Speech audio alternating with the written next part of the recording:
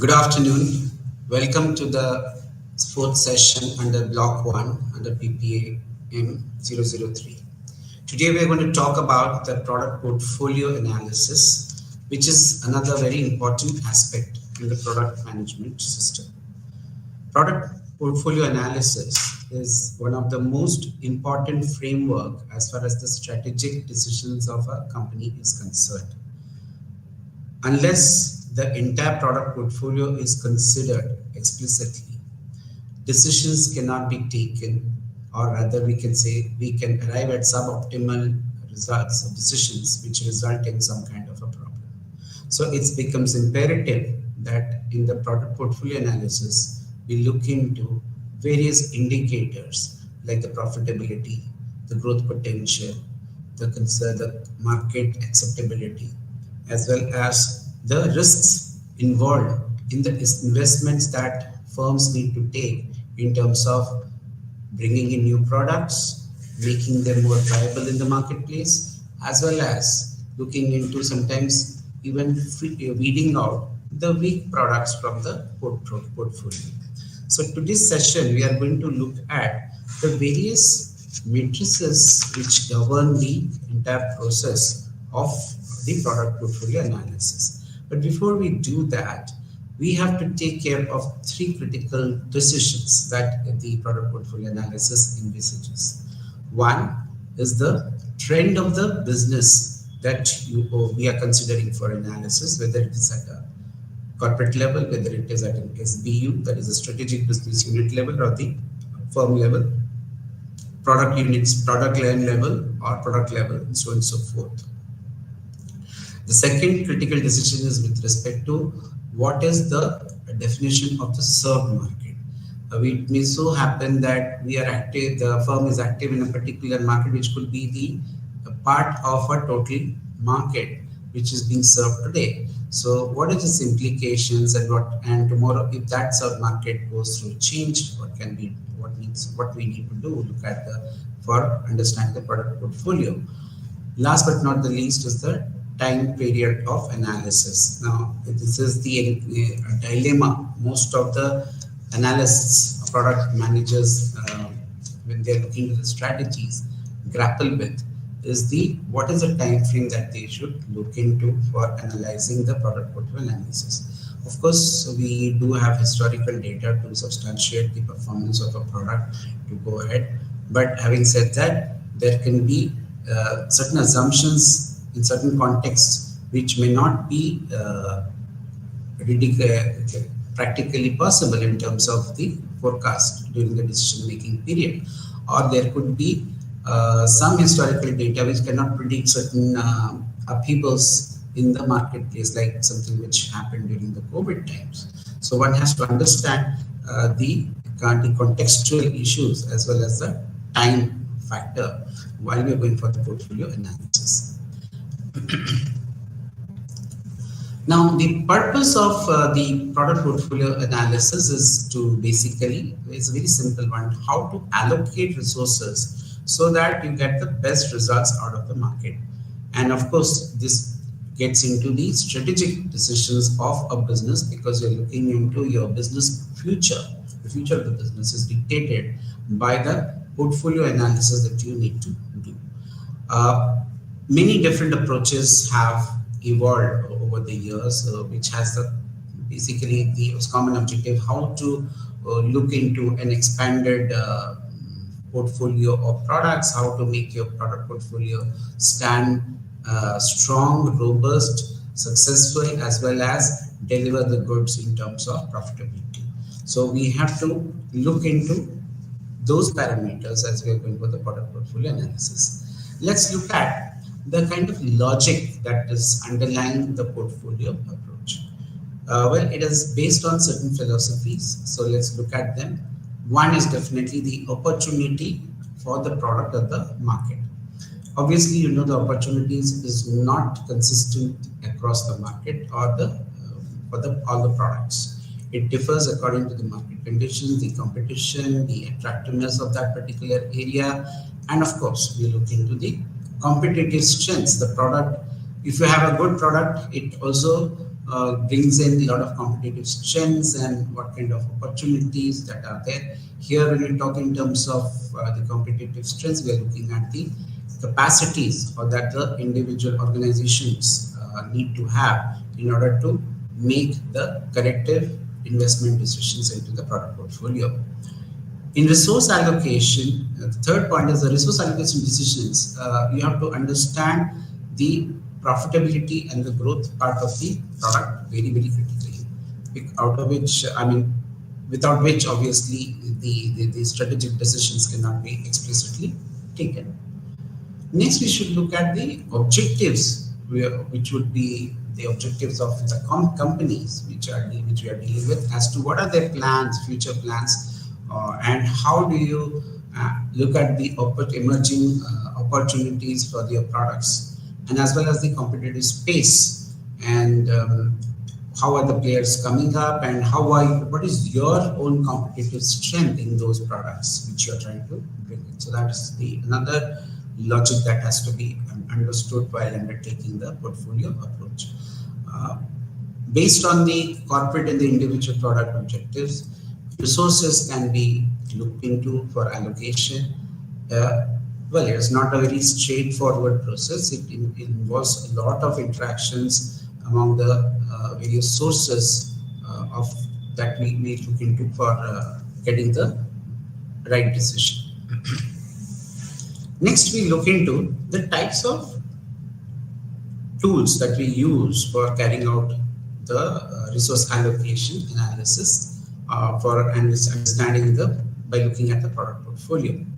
The one of the most very, very common and a very famous matrix that we all use is the Boston, which we call the Boston Consulting Group Growth Share Matrix, or the BCG matrix, if you have heard of it before. BCG matrix, of course, has been developed by the Boston Consulting Group, which looks into the two parameters of the market growth rate, related market growth rate versus the related market share. So we'll come to that in some time.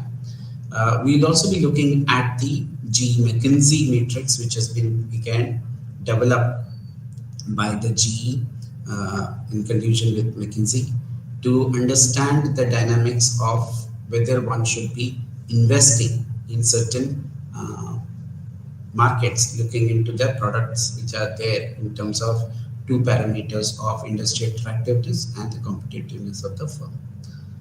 We should look into the third part is the Shell's directional policy, which is again, I would say, a derived kind of a matrix, which looks into more or less looks into a particular advantage in terms of what kind of a policy direction we can get, looking into the competency of the core competency of the firm and the competitive environment in which they are operating, as well as what is the attractiveness parameters.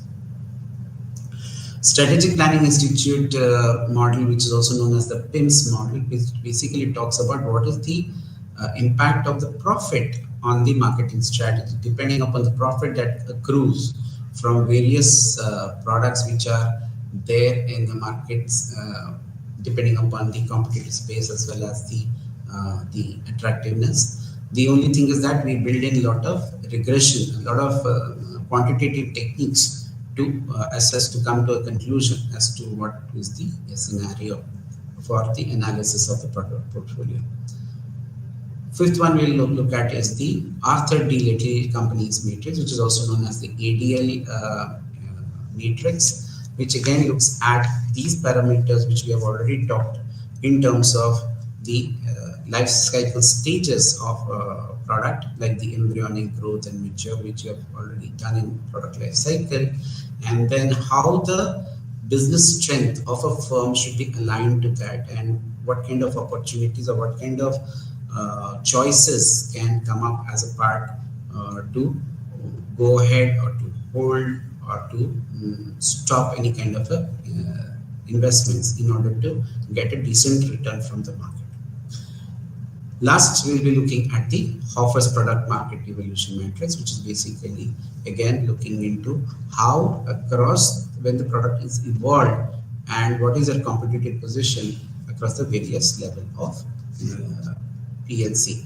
It is also a kind of a kind of, I would say, it's additional work on the BCG matrix. So let's deep dive into what is the BCG matrix talking about. If you see the BCG matrix, it is broken down into two parameters. One is it is also known as the growth share matrix, where you are looking into the relative market share and the relative growth rate.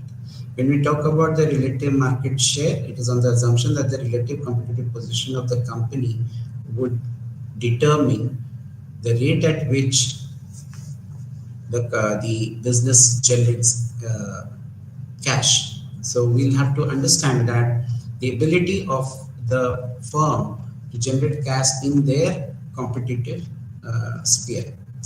If you look into this, the growth rate is associated with the industrial segment, which is associated with a high growth rate, and under that, what is the kind of expansion that you are looking into in terms of your growth. Suppose the growth rate on that particular industry where you are trying, where your product is growing at a particular rate.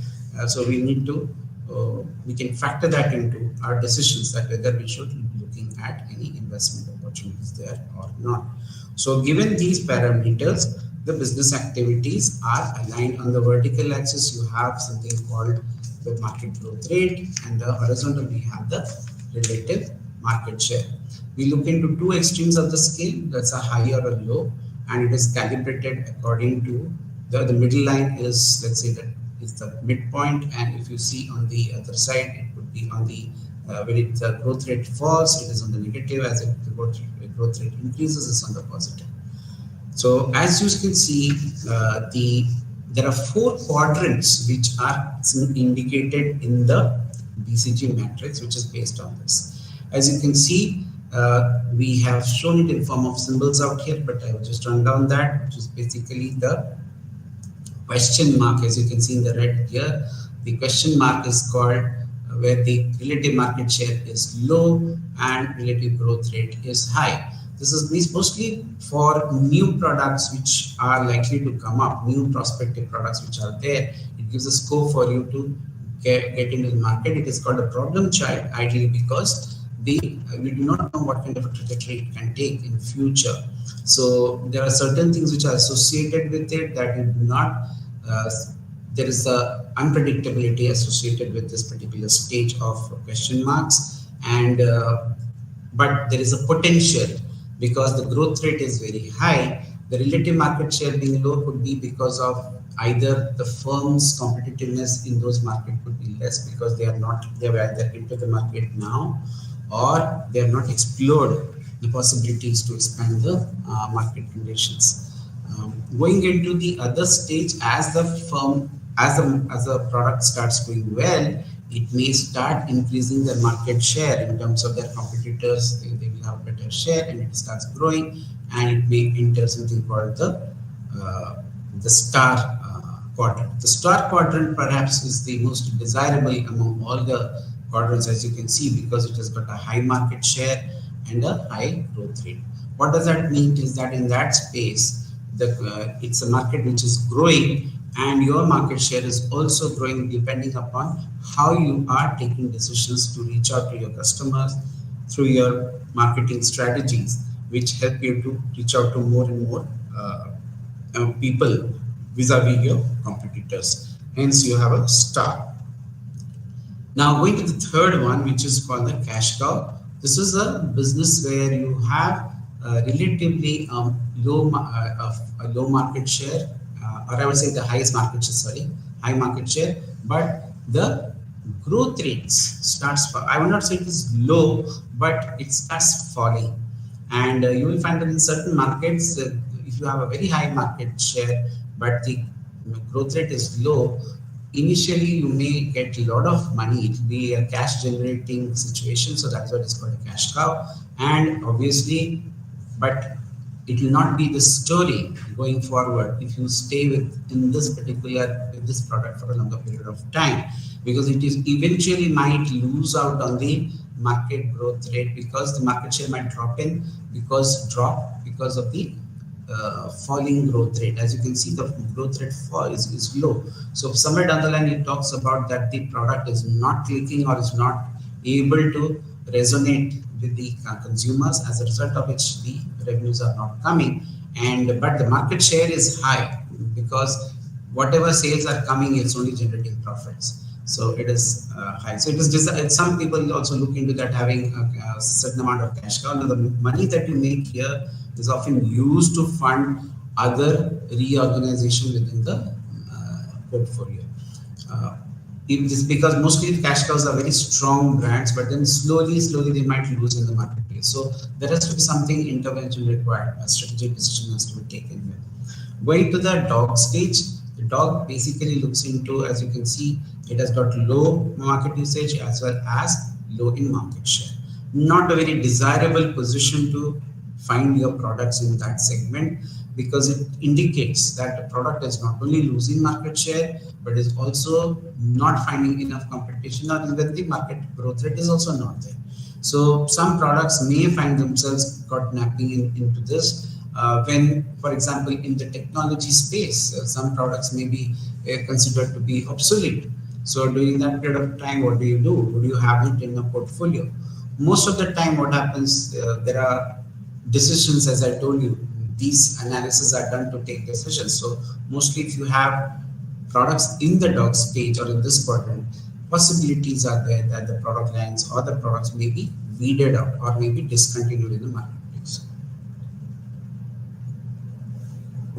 There are various kind of decisions, outcome implications which can also come up, right? So as a general strategy for a company with very diverse portfolio, they may have products in all the four quadrants, and there are certain implications that you need to do. So first is to maintain competitive position for the cash cows and avoid over investing. Of course, it is good to have cash cows because cash cows give you a lot of revenues. But then you should not over invest in them. You should rather look for new avenues of growth and try to channelize the revenue to other areas of growth. The surplus cash which is generated by the cash cows for the period that they are generating positive cash, because whatever money comes in is mostly in the profit zone. So they are good that, but that money can be utilized effectively for pulling up other products which are doing well rather than the products which are going down.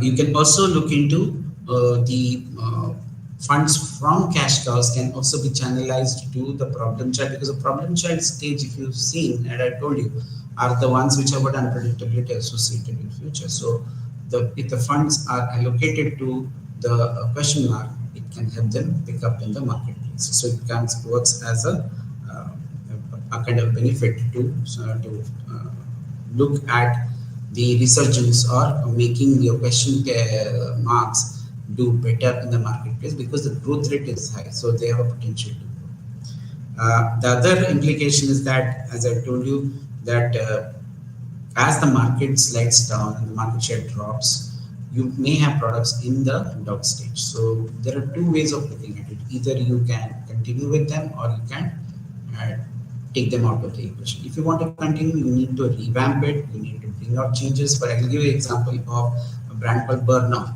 Now, Bernal was an antiseptic cream, but it came with a very unique association that it is only applicable in case of birds. At least that is what the brand messages which were going in the advertisements they were talking about. But when the burn incident started falling, the sales revenue started going down, and it slowly moved into the becoming a dog. So the brand was acquired, and today the brand is repositioned in the marketplace as a multi-purpose cream rather than a burn. So there were some changes which were brought out in the product packaging and all that. But yes, it is basically, you can rejig the market, you can revitalize your products and bring in innovations, bring some line extensions and put it back into the market so that it can pick up. But when you are doing that, you have to see that you are taking the risk of putting it in a market which is a growing market, not a market which is going down. So that becomes a critical indicator. Next, we move. The BCG matrix is also one of the most important portfolio analysis, but it has got certain limitations also. I will have to talk about the limitations. So if you see the profitability for the growth and market share is, you cannot say the growth comes only from the growth share, the growth opportunity as well as the market share. It does not explain various aspects that goes into achieving the market share. So there are various other factors which need to be considered, just rather than considering market share as a criteria. So we need to look at that as one of the factors. Another thing is even determining the market share. Competitors, who are you competing? When you say relative competition, are you talking about the larger construct, or you're talking about the other opportunities which are there? So that needs some kind of a clarity. Uh, in case of the dog stage, you find that most of the products in the dog stage are also ignored. They are products which have stood the test of time, have grown, have been accepted. Maybe they are not being accepted right now, so we need to relook at for reaching in the market. Uh, as regards there's also a certain amount of, let's say, the managers who are handling this portfolio. That human intervention is a very critical factor. What kind of decision that the manager makes for these products in different quadrants is a very important factor. That has been completely ignored. And obviously, we are looking into what kind of changes we need to bring around to make the the utility market share and the growth rate look into little more details. So that is one which has been looked into by various other matrices that we are going to talk about. Next, we move into the GE 9 cell segment matrix, or the G McKinsey matrix. As I told you, this is a matrix which is slightly, I would say, that was a 2 by 2. This is a 3 by 3 matrix, which looks into slightly the broader term, not looking at only the market share or anything, because there are so many other underlying parameters which needs to be looked into while assessing the market attractiveness or the industry attractiveness. And then we talk in terms of what are the competitive strengths of the firm. So let's look into that. First, what comes under industry attractiveness? This includes features like market size, growth, diversity, inflation recovery, technology protection, socio-political risks, economies of scale, seasonality, cyclicity, and barriers to entry and exit. So you can see that when attractiveness part of a firm, of an industry, plays a very, very important role in all these factors. If the market growth rate is not there, if the diversity is too high, or if you can say that the technology protection is very, very minimal, it is susceptible to legal and political interferences, and seasonalities, and these parameters are there, it may make either the industry less attractive, moderately attractive, or highly attractive. So we have to weigh these parameters in our analysis with respect to a company, to a given industry that the company is trying to invest into. And it helps you to understand the industry dynamics. The second part is the business of the competitive strengths, which means what are the strengths that your company has vis-a-vis in terms of competitiveness of the marketplace. So we look into relative market share, distributor and brand strengths, the technology strengths, innovation that is being practiced, that has been taken. Profit margins related to your competitors, which are the products which are giving you profits vis-a-vis your competitors, and ability to compete on price and quality, and the knowledge of the customer and caliber of the management. Of course, when you're talking about your competitive strength, you have to understand that what kind of a market share you are looking at, how much is your brand strength, how much you are pitted against your competitors, how deep is the marketplace that you've got, what kind of technology innovation you've been able to factor in terms of assessing your competitive strength. So based on that, again, it can be categorized into low, medium, and high. As you can see in the grid here, based on these parameters, the choices are available to a given manager. What you can do is, if you can see that mostly in the, it can be converted into two parts. Either you invest, grow, or you can get into selective earnings, or you can divest. So whether you want to hold your investments, whether you want to go ahead with the investments, or you should not go for the investments, can be easily replicated by the kind of quadrants that your products can be associated with, or the situation is associated with. Needless to say here that the quadrant 1, 2, and 3 are very much proactive because industry attractiveness is high and medium, as well as in terms of the competitive strength. So in terms of competitive strength, though it is low, you can always invest and you can always improve your competitiveness in the marketplace. If it's medium also, you can always improve your competitive strength. If it is your competitive strength is moderate but attractiveness is high, you can also invest. So these three are completely one should jump into in terms of investments. But the segments which are 3, 4, which looks into selective earnings, there is a sense, there is certain amount of sense of understanding what the realities are. You may hold on to that for some time and selectively take a decision. In some cases, you might go ahead with it. Something depending upon your level of competitiveness in the marketplace.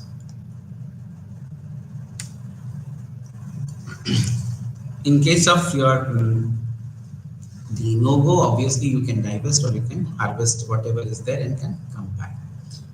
There are certain long-term perspectives with respect to high attractiveness, moderate attractiveness, and low attractiveness. So one has to look into all these possibilities while you are taking a decision applying this particular matrix. There are some strengths associated with the approach here. Here, as you can see, the multiple criteria are being used, so it gives you more insights into analyzing the product analysis better and help you to take a good business level decisions. And it can be tailor made to the kind of business level or the SBU that is there within the system or the associated with the company. And it is not totally quantitative or quantitative. Some judgments are made. So it's a mixed approach, so one can look into an effective way of access and getting the results. Looking into the next most important parameters, that is the Shell's directional policy matrix. So as you can see here, it is almost on the same lines as what it used to be earlier. The only thing is that we are classifying it on the basis of the capability of the firm as well as the segment attractiveness. That means the market which you are trying to look at, and you're classifying and categorize depending upon the company's capabilities, which are basically looking into the strengths in the market position which it achieves, which it has at this point of time. So as you can see here, again 3x3 matrix, which talks in terms of the capability being weak, average, or strong, whereas you're looking at segment attractiveness being highly attractive, or not being averagely attractive, moderately attractive, or being totally unattractive. And what we need to look at is that the business, what we talk in terms of the business trends and the market attractiveness, there are certain things which we need to put that into account. The analysis, according to, if you look into the segment attractiveness, one good thing about this particular matrix is that it gives us a direction in terms of each product or area that the business wants to achieve their goals. And the second part is definitely, as I told you, is the organization's ability to basically look into the opportunities and take it whether in terms of whether they can go ahead with the investments or not. We also have to understand at a strategic business unit level, what does this particular matrix helps us in directional policy.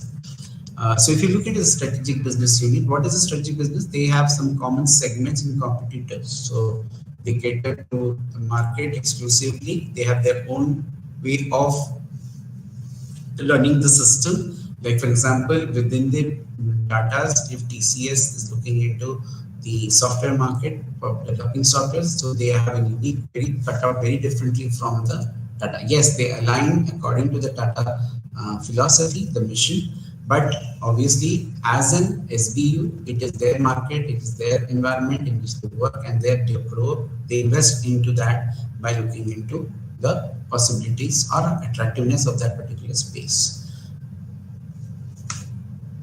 So that is simply for DPM considers a range of factors while considering the business sector prospects. Sorry. One is definitely when you look into the business sector prospects, we look into the market attractiveness, we look into the market per se, the competition that is there, what is the level of technology that is involved in this, in that particular product range that you want to bring in, and what is the economic parameter that you leverage, whether it is can be really, what are the margins, what is the ROI that you can calculate from that. Obviously, we look into if there are government policies which help us achieving their objectives. So that's another area which we look into in terms of market attractiveness, which comes under business sector profits. And we also look into the social availability, the social parameter of the market, which includes people, includes trade unions, and so on and so forth. And last but not the least is the location, the geographical significance of the market. Is it accessible, or it requires a major investment in that. Going on to the competitive abilities, we look into market, the share, what is the market like, what is the growth prospects, what is the pricing ability, what is the marketability of that particular company, can they get into it, technology skills that are required to enter that market, and of course the production, the people, and the financial might of the capability of the organization. There are a few choices, as you can see here, that a few implications which come out that really the segment is attractive, we can get into high cash generation, we can be growth leader. So you'll see that across if the strong segment attractiveness has been unattractive also, if your capability is good, you can always go as a prospect and can generate cash out. So it talks about the potential to grow that particular segment because it's a very attractive parameter. Looking to growth leader, you can become, if it's a moderate, you can always be competitive. If you're good competitive, as you can see, your capability wise, your capabilities are good. So you can always enhance the your leadership in the marketplace, and the leadership obviously position is the more desirable thing to get into. Average, yes, you need to have, you may have a phased kind of withdrawal. It's not very generating enough cash. So if it is not, it is attractive, but it is not an average, you can go for a kind of a staggered way of withdrawing from the market. But obviously you will not immediately run out of, because there's still some potential. If it is an average and it's unattractive, obviously you try harder to be, but then obviously it might be a difficult proposition to sustain in this business. Custodial business would be an average, so you can be there and there for some time, and then you can often come out of it at some point of time. If it is a weak, in terms of the problem starts if your capabilities are weaker, but the attractiveness are there. Of course, when it is unattractive, there is no point in being there, so you need to disinvest. Phase withdrawal if you are moderately capable, but in a average attractive quadrant. You can, if you're in attractive and you are very strong, but your capabilities are weak, you can milk the market and can get out of it. Which means what, your products which are there, which are doing well, try to get as much as possible, but your capability is weak, so as much as possible you can take it and get out of the marketplace. So this is what is there with the directional policy metrics. Next, we move into the profit impact of a marketing strategy model. Here, if you can see the others, mostly it is built on the same line, but the only thing is that here there is a statistical relationship with the what you have done in the past, and instead of making some judgmental parameters of market attractiveness and competitiveness, here we look into the a data kind of a requirement, a data which has been used, statistical data which is used for carrying out these objectives. for analyzing the market situation. Next, we move into the Arthur D. Little companies, or which is called the ADL companies matrix. As you can see here, in this matrix, again, it has got a very strong relationship with the various stages of the product life cycle and how it is being mapped to the business strength of the organization. So on the vertical, you will find that the businesses are classified with respect to the weak in terms of their ability to get the results as weak, tenable, favorable, strong, or dominant across various stages of the product life cycle. So if your competitive position is dominant, so we can see here all are push for share and hold position. So hold is the most common thing if you are in a dominant position in terms of your competitive capability.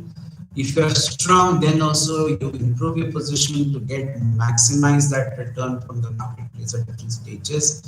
Obviously, as you are aging, obviously things would be a consideration whether you want to hold or you want to harvest further. If it's favorable, you can go selective in terms of in the introductory stage or the embryonic stage, because you may not get the returns initially, but as you pick up, you improve and go for it. And you get custodial maintenance. That means what you need to basically look into at the maturity stage.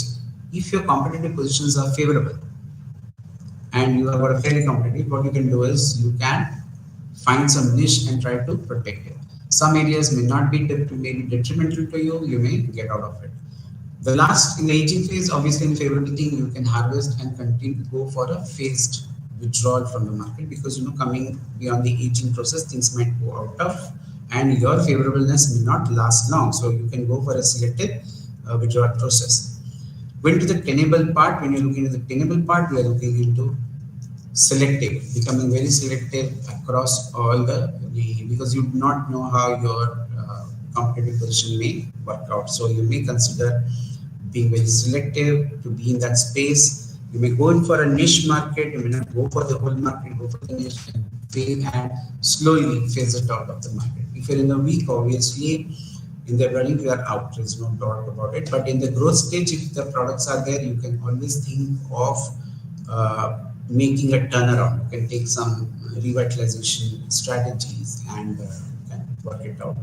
But mostly if you're weak, the idea is not to go for further investments into this. Try making more out of whatever is existing, and because the ROIs might drop, you may have to get out of this. So mostly in the if you can see in the for mature market businesses, dominant, if you're in the mature markets, obviously you'll find that the dominant position is to hold and make most out of it. As you move down to the aging part, it could be harvesting or going for a phased withdrawal from the marketplace. Now, unlike other product portfolio analysis, this is based on applicability, where it fits to all type of situations of competition.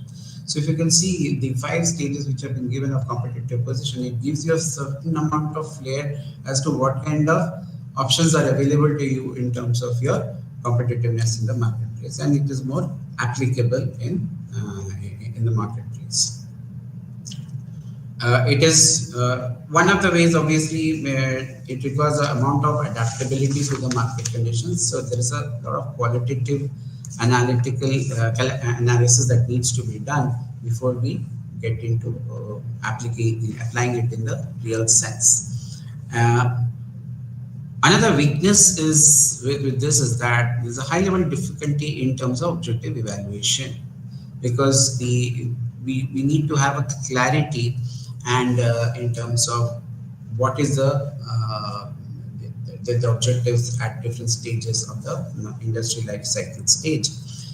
Here also, it may so happen due to human element intervention, qualitative assessment of situations might lead to a kind of a scenario where there could be a bias in understanding market conditions and taking a decision for the portfolio. So as you move further,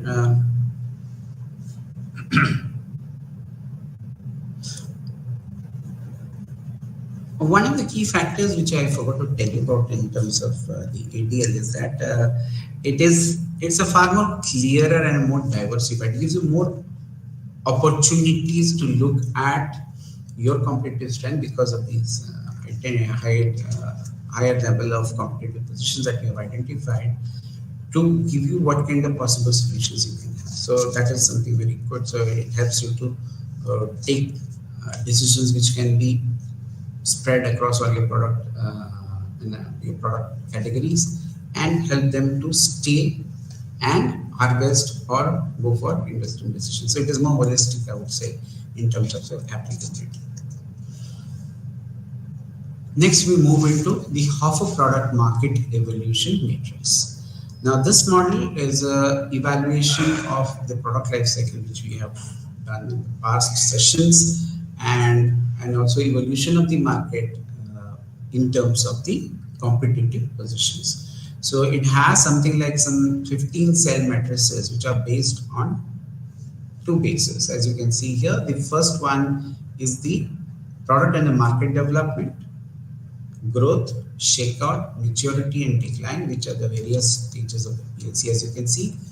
And the second one is the competitive position of the firm. So when we talk about competitive position of the firm, we look into three parameters: whether your competitive position is strong in that particular area, whether it is the average or it is a weak competitive position vis-a-vis your competitors.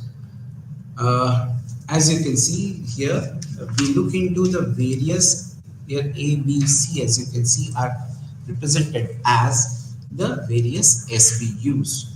If you look into the kind of the largest circle, it talks about what is the competition, competitive position, and of course, when you look into the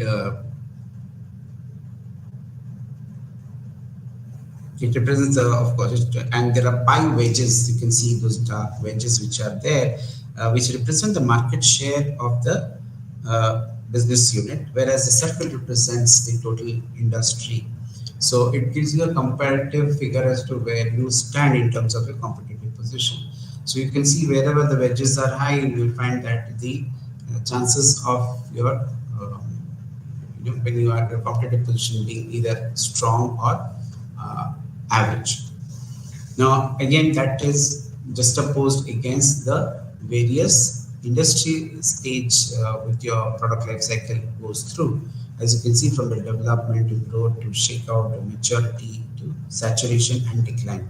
It is a little bit more intertwined into the marketplace. As you can see, most of the A's has a competitive position in the development stage, and obviously it holds out prospect for the future development. If you look into the B, let's say the SUV B, which is shown in this slide, you will find that it has got a strong competitive position in the growth market. So obviously, again, you can adopt various growth strategies to make it a future winner. However, the SBU C is the competitive position of the firm is less. So obviously, in that case, though it is in the growth, it is weak.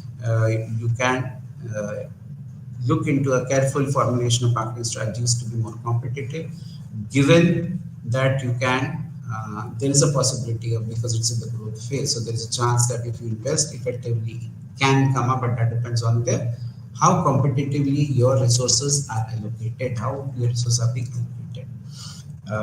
Going to the SBU, which is D and E, which is into shakeout and maturity. It's moderately strong, I would say, in the shakeout stage, but it requires closer attention in terms of the way forward, because you are into a market which is likely to give you challenges. Going into the saturation, obviously the market saturates. So even if you have the market share which is higher, competitive position is good, try to make as much as possible. So with E and F, there's a caution that yeah, the market is maturing and you have to get back as much as possible. As per when you go to the F, you have to be very clear in terms of there are no funds which are going to come which can be invested here. So as you move into saturation, the funds capability of the firm is less. So we need to uh, hold the market position without fail, and then and should not invest more. Decline phase, obviously, you need to either get out of that particular situation, because that helps you to at least consolidate whatever money you are there. So it is like milking the cow, making as much as possible, and then you can get out of it. Now, there are certain variables that one has to look into in terms of the the Hoffer matrix that we are talking about, which actually makes this particular matrix a little bit more robust.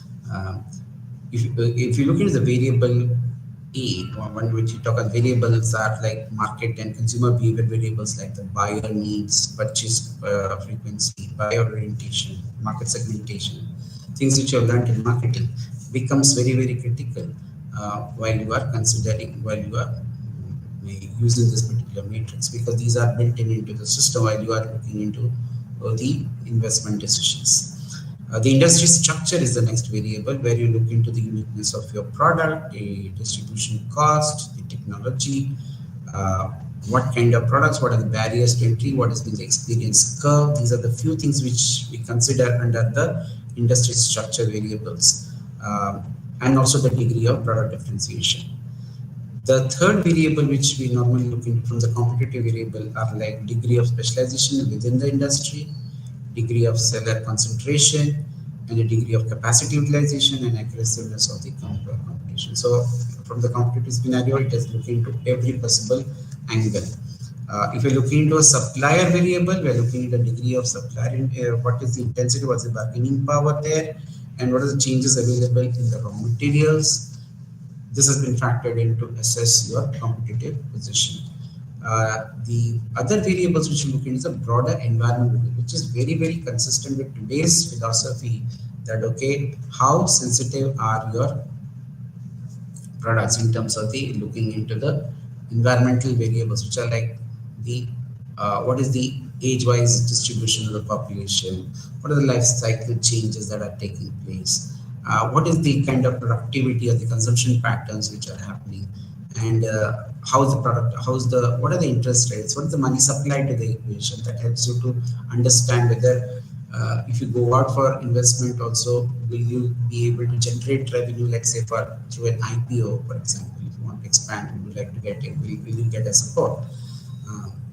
Organization variables like obviously how the organization looks into the competitive position in terms of the future, in terms of their allocation of funds and degree of customer concentration, how they are having the market value proposition worked out in terms of their market planning, and of course the market share, which is a critical indicator of the profitability as to what is their market share currently that they are into, and what is the position. As we talked about competitive position as strong, average, weak.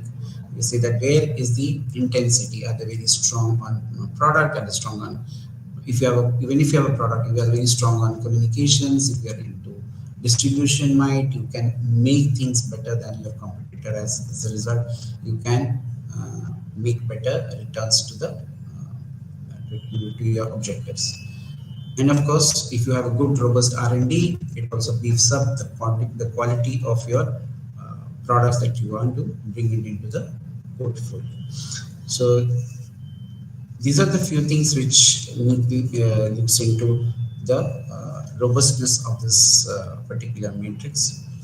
It has got multiple activities, not only in terms of decision making, in terms of competitiveness, but it scans across various things in terms of, if you see the value chain, we talk about the procurement policies, the value chain in terms of support variables, which we talk in terms of the infrastructural requirements, manpower requirements, the decision to integrate forward or backward or to value add the services. So it gives you several amount of potential based on these analysis, and firms can benefit out of this particular uh, metrics. Of course, if you look into production scheduling, inventory management, there can also be an added thing in terms of how do you leverage on your capacity utilization, whether you are operating at an optimal level or you are looking into a kind of a sellout. Uh, as we already told that when you look into market shares, then you look into behavioral patterns, you can define your customer segments well, identify them well by application of this particular tool. In terms of standardizing product design, we can look into what kind of raw materials, in terms of quality, how we can do vendor management in order to to rope in better quality products into the system. So this has got a very strong Harvard product man evolution, and it is something which is transitory. It looks into how the market evolves based on the competitive positions can be worked out. So these are few display which we talked about, the analytical models which we have been used. We've gone through 6 of these models, but each of them has its own significance, has its own importance for a product manager, as it gives the framework for analyzing mutual compatibility of diverse operation within the organization. For any company, the portfolio analysis plays very important role in terms of achieving their stated objective goals, organizational goals. So how you are looking into the individual products, how they would grow, whether you would grow them, whether you would nurture them, whether you would hold on to them, whether you want to harvest them, or whether you want to delete them from your entire offering, the bag of offering that you have, would talk in terms of aligning your resources, in terms of value additions, in terms of technology, in terms of infrastructure, in terms of manpower, so which can be aligned to give you better results in the market. Each of these models that we discussed here have their own significances. We need to fine tune in terms of which one best fits to the capability of the organization and the attractiveness that is there in that particular space. With this, I would like to end today's session. Thank you.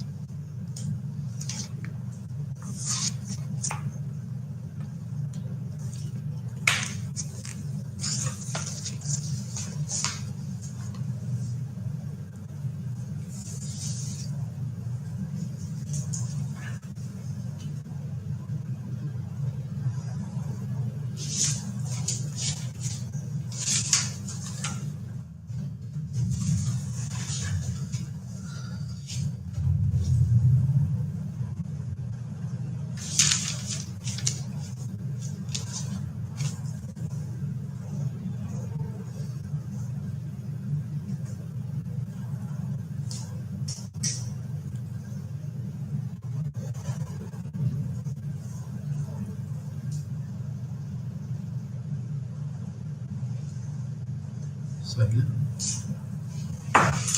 ମୁଁ ଏଇଟା କହି ଦେଖିବାକୁ ଭୁଲିଗଲି ଗୋଟେ slide ଗୁଡ଼ାକ ଦେଖିଲା ବେଳକୁ